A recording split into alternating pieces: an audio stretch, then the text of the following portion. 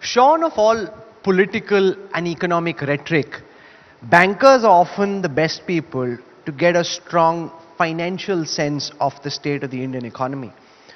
We're seeing some macro green shoots in terms of India being amongst the fastest growing global economies. Private investment, though, is refusing to kick off. We were here a couple of years ago on the back of corporate taxes coming down, and you'd expressed hope that this would create a virtuous investment cycle. We're still waiting for that cycle to kickstart. And we're seeing household savings, which had been one of the big strength areas of the Indian economy, now declining, as is the case in many countries. So could you start by giving us a temperature reading of your understanding of the current growth prospects and the state of the Indian economy? I think in the last 3 years, in the post-COVID period, India has come out remarkably better than what I would have thought about at the beginning of COVID, which is March 20. And if you look at 3 years later, we look like in a much better place than what we would have thought. Therefore, India has battered and navigated through the COVID period extremely well.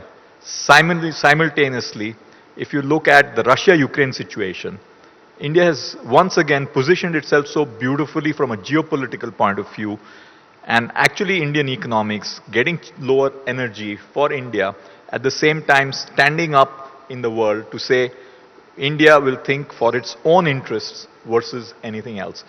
These two are one of the most outstanding developments from an economic point of view in a fast changing geopolitical landscape.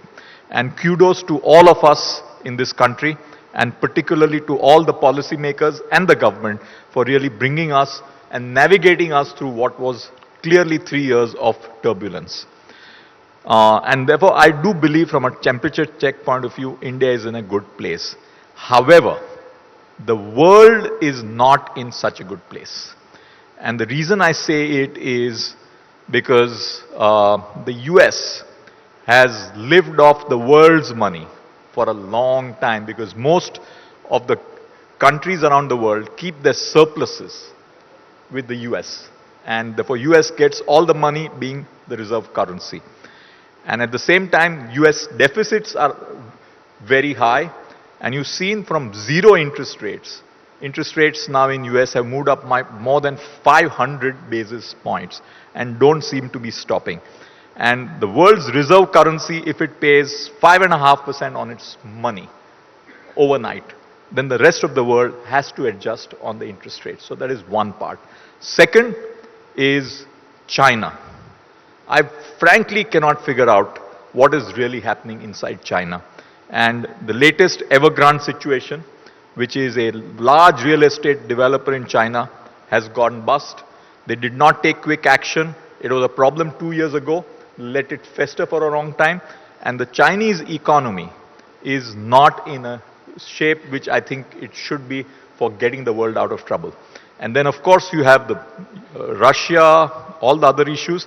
Therefore, the world, both economically and geopolitically, is not in a good place. Therefore, India is in a good place, but we are in an interdependent world.